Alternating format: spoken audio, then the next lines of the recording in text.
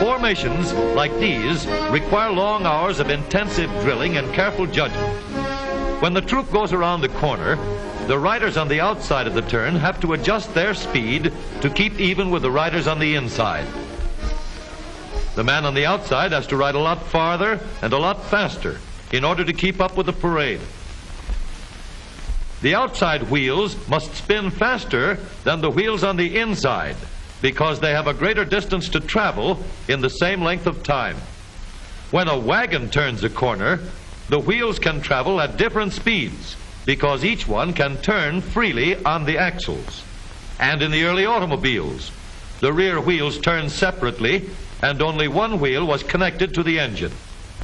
But when only one wheel was driven by the engine, it had to do all the work, and it couldn't get a good enough grip on the road to do its job properly. So the one-wheel drive was soon out of date. But if two wheels are locked on an axle so that they are not free to turn separately, one or the other has to slide. So engineers had to find a way to connect both rear wheels to the engine without sliding and slipping on turns. The device which makes this possible is a part of the rear axle. It is called the differential because it can drive the rear wheels at different speeds. The differential looks complicated, but once we understand its principle, it is amazingly simple. These two wheels are mounted on separate axles and supported by a frame so that they can revolve freely at different speeds.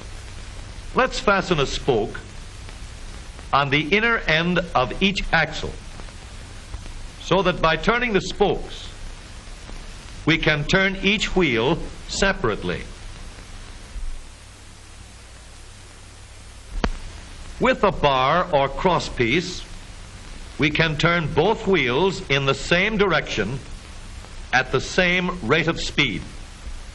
Let's get something to hold this bar in place so that it will press against the spokes. Notice that this support is not locked to the axle. It turns freely. Now we can spin the wheels by rotating the support. This is fine as long as both wheels are able to turn at the same speed. But let's see what happens when we go around the corner. With this arrangement, we cannot drive one wheel faster than the other. And if we stop one wheel, the other wheel won't budge. Let's put this bar on a pivot so that it can swing in either direction.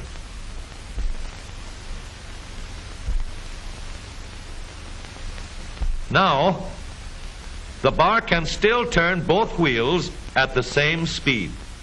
And because it pivots, it lets one wheel turn even when the other is stopped. But if turned too far, the bar will swing around until it won't drive the spokes that turn either wheel. We need another crossbar and more spokes to carry on the job.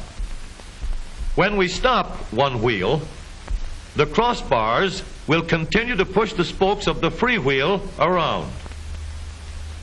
As long as both wheels are free to turn, the bars do not swing on their pivot, and the wheels move at the same speed. Now we have the working principles of a differential. To adapt the model for use in an automobile, we will have to make a few changes. In order to reduce the jerky action caused by wide spaces between the spokes, we will put in more spokes. Further filling in the spaces between the spokes gives steadier, more continuous action, and changing the shape gives firm, constant contact. Now we can make the gears thicker and stronger, and we have differential gears. The edges are cut so that they will fit together more smoothly and silently. And another gear is added to share the work of driving the axles. The principle is the same. In order to turn the support and drive the wheels, we can fasten a large gear here, connected by a smaller gear to a source of power.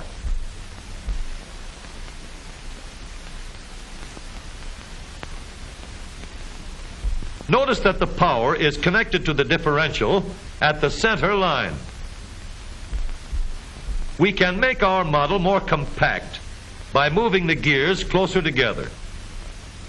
When we put our differential in an automobile, we have to leave room for the drive shaft, which carries the power from the engine. We may build the floor of the car above the drive shaft. But if we do, we won't have much room inside unless we make the top of the car high too. Of course, we could lower the floor and ceiling, but the drive shaft would be higher than the floor. This would have disadvantages.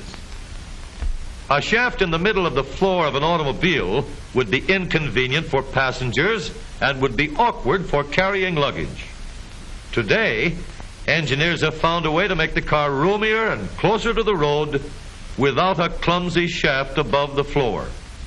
The drive shaft from the engine to the differential is lowered out of the way, and the drive shaft is connected to the rear axle at the bottom. The new low center drive makes the rear axle quieter, stronger, and more durable because it gives better, smoother contact between the gears. The automobile of today with the low center drive is stronger and more rugged. Every part of the rear axle has been built to withstand strains far greater than it will ever meet on the straightaway or around the corner.